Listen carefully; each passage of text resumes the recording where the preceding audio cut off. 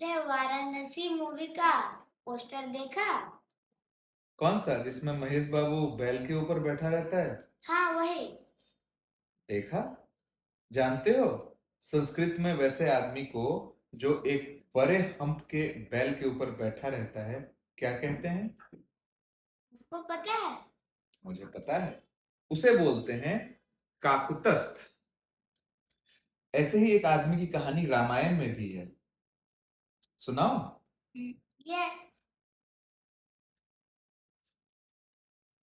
काकुतस्थ शब्द जो है वो बना है काकुस और स्थ। काकुस पे बैठे हुए इंसान के लिए, है ना। काकुस कहते हैं बैल जिसका हम बहुत बड़ा हो, है ना। तो वो इंसान जो बड़े हम के बैल पे बैठा हुआ हो उसे बोलते हैं काकुतस्थ। रामायण में एक बहुत महत्वपूर्ण हिस्सा है जब गुरु विश्वामित्र दशरथ जी के पास आते हैं राम जी को अपने साथ ले जाने के लिए, क्योंकि विश्वामित्र के यज्ञों में बहुत सारे राक्षस जैसे कि सुबाहु, मारीच इत्यादि बहुत परेशानी पैदा कर रहे थे। उन राक्षसों से लड़ने के लिए अपने साथ विश्वामित्र राम को मांगने आते हैं। जब वो राम को मांगने आते हैं तो पहली बार दशरथ को, और इस क्रम में जब वो राम को अपने साथ लेकर जाते हैं तो कई बार श्री राम को वो कहते हैं काकुतस्थ वंशी, अर्थात काकुतस्थ इंसान के वंशज। लेकिन ये कौन सा इंसान था उनके परिवार में जो काकुतस्थ था? तो आज हम कहानी सुनते हैं उसी काकुतस्थ इंसान की। राम के परिवार में बहुत साल पहले एक राजा हुए जिनका नाम था पुरंजय। पुरंजय जो थे वो देवी के बहुत बड़े भक्त थे।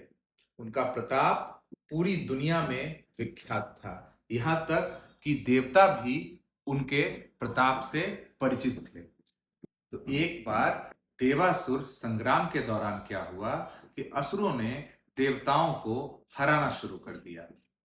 देवता त्राही त्राही करने लगे और हर बार की तरह अपने संरक्षक भगवान विष्णु के पास गए। लेकिन भगवान विष्णु उस समय शयन मुद्रा में थे। तो जब वो वैकुंठ लोक के द्वार पर पहुंचे तो वहां आकाशवाणी हुई कि हे देवताओं, अभी विष्णु भगवान शयन में हैं, तो आप उन्हें परेशान न करें। देवताओं ने पूछा कि हे, हम क्या करें, हम अभागे असुरों से हार कर भागे आ रहे हैं, हम किसकी शरण में जाएं? तो आकाशवाणी ने जवाब दिया कि आप इक्ष्वाकु वंश के राजा पुरंजय के पास जाइए। पुरंजय के प्रताप से आपको जरूर विजय प्राप्त होगी। देवताओं को कुछ साहस मिला और वो सब मिलकर राजा पुरंजय के पास पहुंचे। राजा पुरंजय ने सारे देवताओं का स्वागत किया और उनकी विपदा सुनी। विपदा सुनकर उन्होंने यह निर्णय लिया कि देवताओं की सहायता तो करनी ही चाहिए। परंतु उन्होंने कहा कि हे देवों, मैं आपकी सहायता करूंगा, लेकिन मेरी एक समस्या है कि असुर गति में मुझसे बहुत तेज हैं। तो इस नाते मैं सारे असुरों को एक साथ देखकर और उनके ऊपर प्रहार नहीं कर सकता। इसलिए मुझे एक ऐसी सवारी चाहिए जो बहुत समझदार, होशियार और मुझे सही तरीके से मार्गदर्शित कर सके। तो देवों ने पूछा, बताओ आप कौन सी सवारी लेना चाहते हो? तो उन्होंने कहा कि मैं चाहता हूं कि भगवान इंद्र मेरी सवारी बने। इंद्र यह सुनकर थोड़ी शंका में तो जरूर आए, लेकिन सभी देवताओं ने इंद्र भगवान से निवेदन किया कि हे इंद्रदेव, हम सब की भलाई के लिए आप जरूर राजा पुरंजय की सवारी बने। तब इंद्र ने कौन सा रूप लिया था? उन्होंने रूप लिया था एक बैल का, जिसके जिसके पीठ पर एक बहुत विशाल हम्प था। इसलिए राजा पुरंजय को काकुस के ऊपर बैठने के कारण काकुतस्थ कहा गया। जैसा कि होना था, इंद्र पर सवार राजा पुरंजय ने असुरों को हराने में देवताओं की मदद की और देवता विजेता हुए। तो इस तरह से काकुतस्थ पुरंजय ने देवासुर संग्राम में अपना योगदान दिया। और यहां पर बार बार विश्वामित्र द्वारा श्री राम और दशरथ जी को काकुतस्थ कहा जाना एक और बात दिखाता है।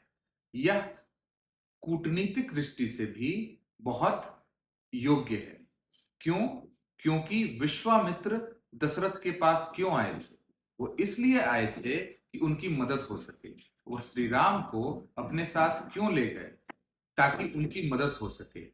यह लड़ाई न तो दशरथ जी की थी, न तो श्री राम जी की थी, लेकिन विश्वामित्र बार बार उनको काकुतस्थ वंशी कहकर यही स्मरण करा रहे हैं कि आपके पूर्वज भी ऐसे ही थे, जो दूसरों की भलाई के लिए दूसरों की लड़ाइयों में अपना योगदान देते थे। तो आज की कहानी आपको कैसी लगी जरूर बताइएगा कमेंट्स में। और ये कहानी अगर आपको अच्छी लग रही हो तो ज्यादा से ज्यादा लोगों को इससे जोड़िए, ताकि उनको भी रामायण से प्राप्त ये अमूल्य कहानियां सुनने को मिल सकें। अगली कहानी के साथ शीघ्र ही मिलूंगा। तब तक के लिए नमस्कार।